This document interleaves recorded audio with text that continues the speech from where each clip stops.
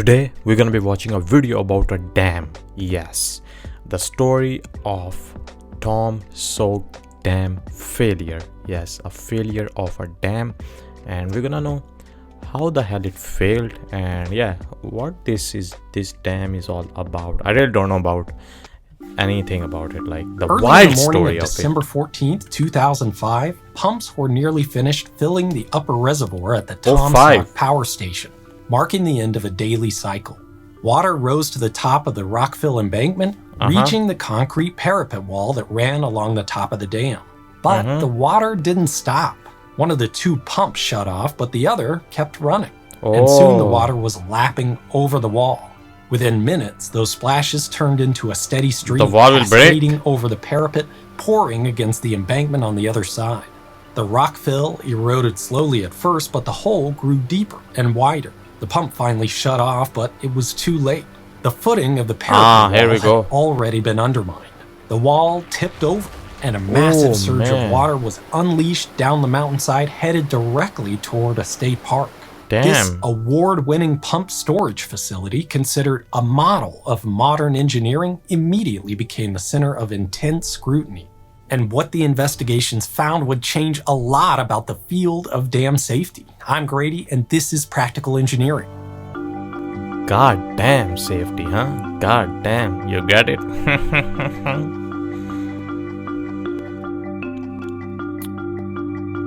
Practical Engineering. When it was built in the 1960s, the Taum Sauk pumped storage plant was unlike really any other power plant in the world, at least in terms of size.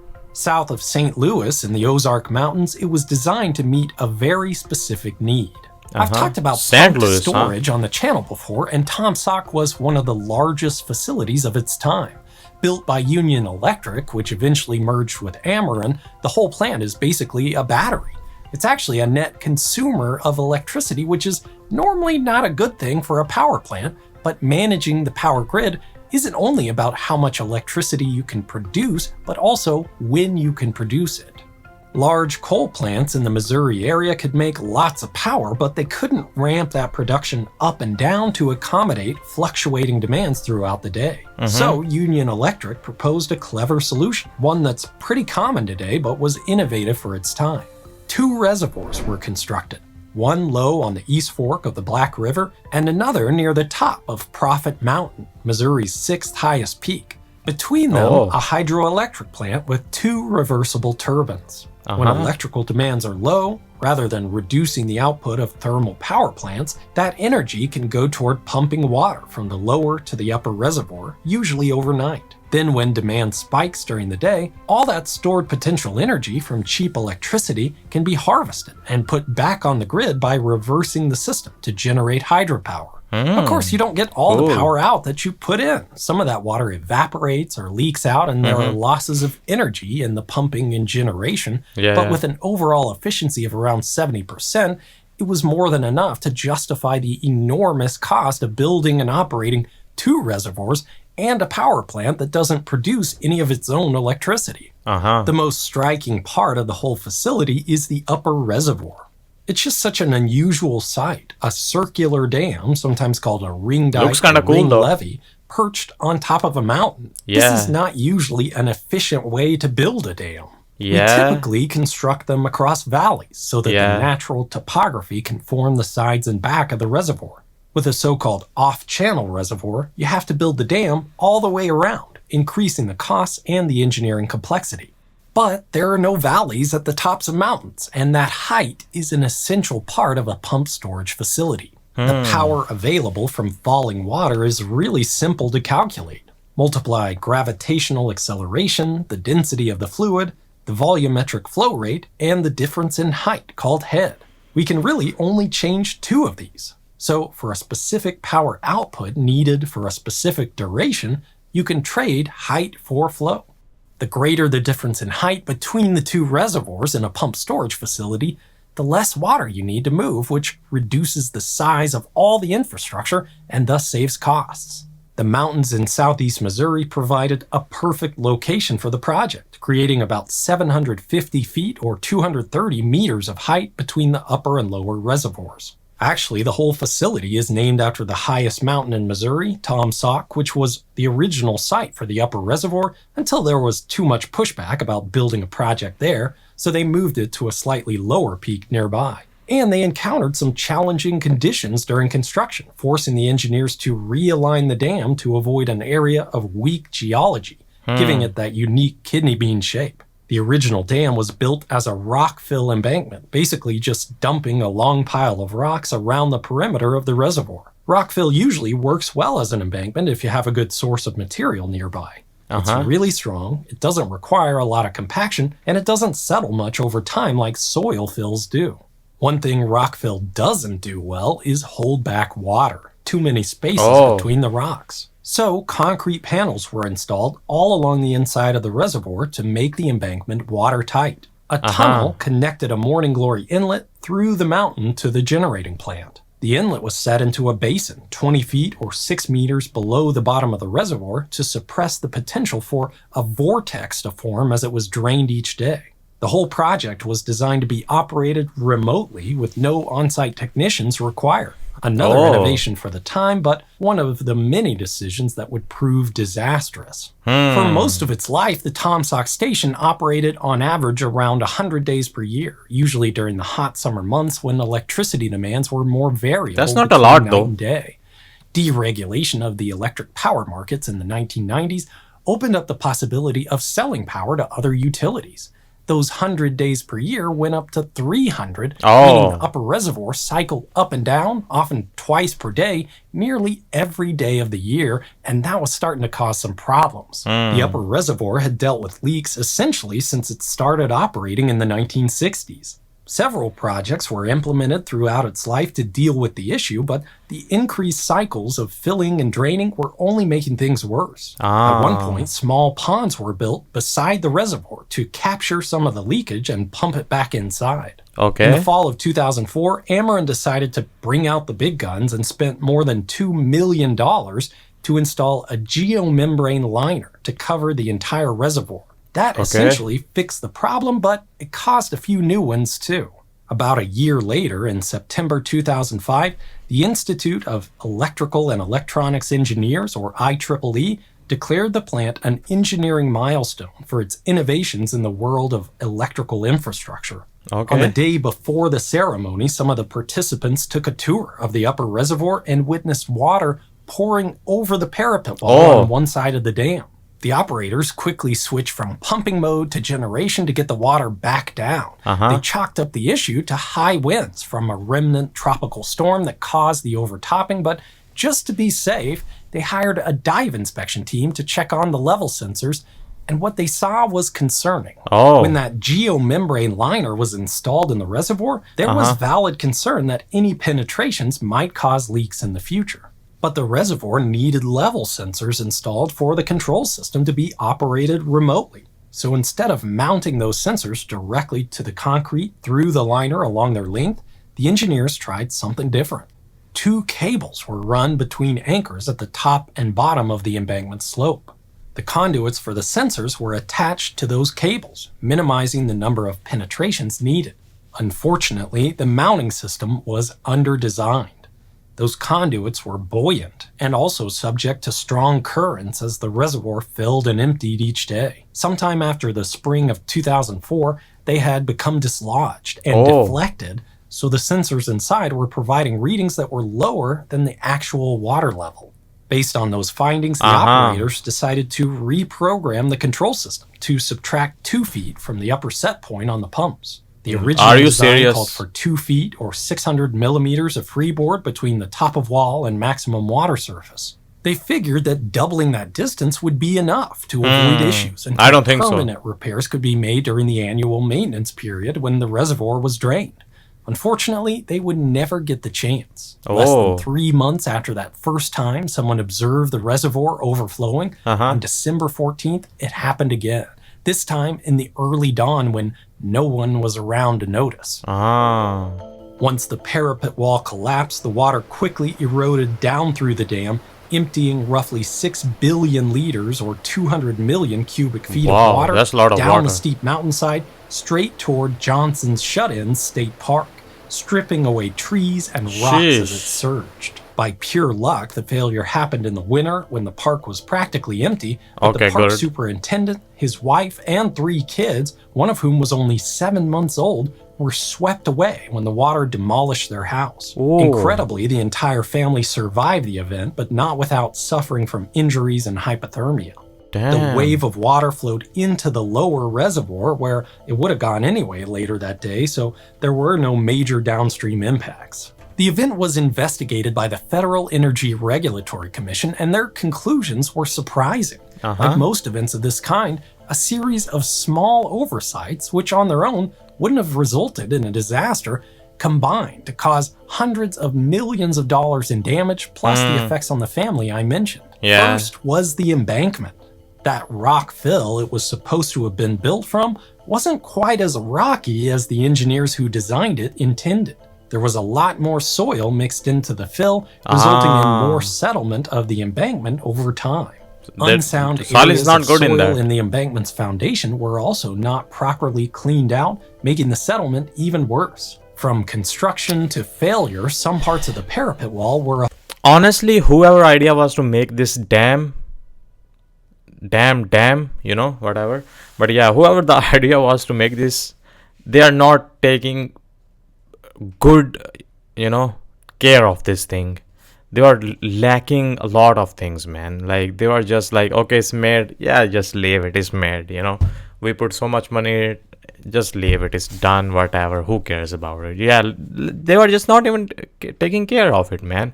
Like, once you see the issue happens, okay, then you see some issue again, and then you see some issue again.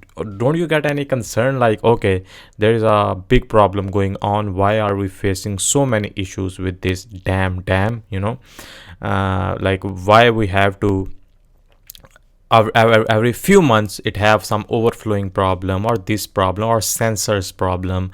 Like, those sensors were showing it has less water, but that water was overflowing.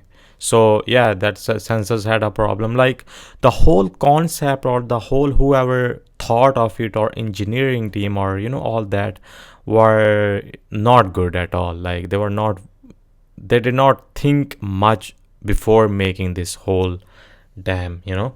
But yeah, because that thing was crazy, man. Imagine tons of water coming towards your house, and bro, yeah, thank God that family survived, but of course they had some injuries, you know.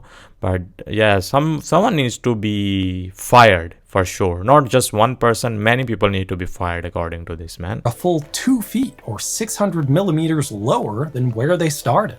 That settlement wasn't taken into consideration when the level sensors were replaced after the lining project in 2004. And with the sensors unattached and free to move around, there was no way for the logic controllers to know the actual elevation of the water in the reservoir. Fail-safe probes were installed on the parapet wall to provide a backup that would automatically shut off the pumps if the level got too high, but they were installed in a location that was actually higher than the top of the settled parts of the embankment wall. Are you serious? Water hit those sensors, it was already overtopping parts of the wall.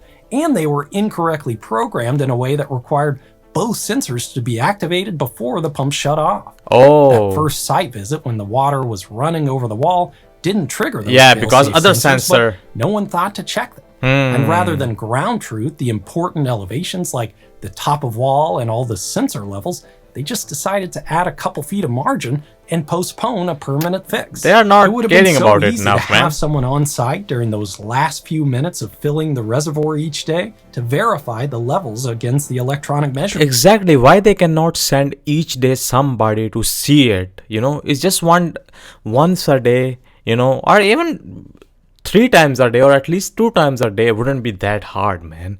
Because it's a whole dam, so much water, and if it breaks, you can so many lives can be gone, because there's a park down, and water will of course go down because it's built on the top of the, you know, like a mountain.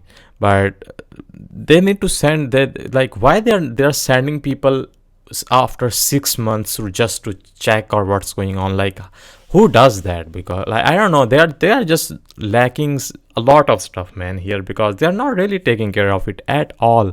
They're making so many dumb mistakes about the sensors and how they're installed, how they are, computerized, and where they are installed. And they should have sent at least sent someone, one person, just send morning time and evening time, or any time, at least 2 times a day. Even 3 times won't hurt for real, but send someone every day to check on it, like everything is working properly, all the sensors are working. How is the water looking, how it's showing in the computer or on the sensors, all that, because it's a big thing, man. But they are treating it like it's nothing at all. It's like, it's a small thing. Or even a closed circuit camera, especially after the enormous red flag of seeing it happen a few months earlier. But no one knew it was overtopping, and the owner hadn't notified the regulator the first time it happened, so there was no oversight for how Ameren responded. Probably the most significant error of all happened well before the facility was ever built. The design had no spillway. As an off-channel reservoir, there were only 2 ways water could get in: rain falling on top or water being pumped in. Given a freeboard for a rainstorm and the redundancies built into the control system, the designers never envisioned a need for a way to let water safely run over the top. Unfortunately, when you rely on complicated systems for safety, the likelihood for things to go wrong goes way up. These type of events are sometimes called normal accidents, a term coined by Charles Perrow. The idea is that when systems are complicated, and especially when the safety measures themselves add to a project's complexity, failures are much more likely, even expected. In other words, failure becomes normal. Compared to an industrial control system, a spillway is dead simple. Once the water gets to the crest, it just goes out. They're not fail-proof. I've talked about several spillway failures in previous videos, but there are a lot fewer ways that things can go wrong. The Federal Energy Regulatory Commission fined the owner $15 million for the failure, the largest penalty they've ever issued.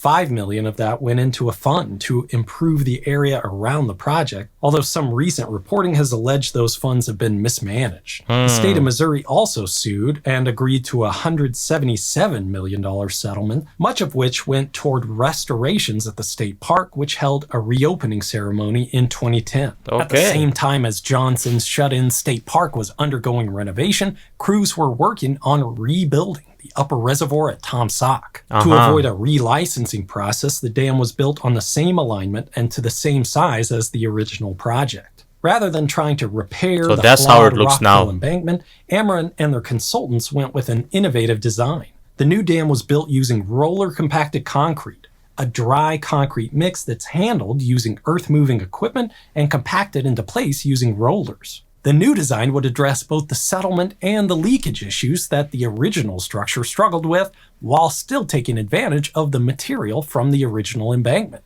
That rock fill was crushed and processed into aggregate for the concrete, reducing the amount of material hauled to the remote site. Maybe most importantly, they included a spillway this time. The structure is the largest roller compacted concrete dam in the United States. The plant reopened in 2010, was rededicated as an IEEE milestone, and the project won the U.S. Society on Dams Award of Excellence in the Constructed Project. The failure at Taum Sauk was a wake-up call for the professional community. The regulator, FERC, implemented some big changes to its oversight of dam safety in the wake of the collapse.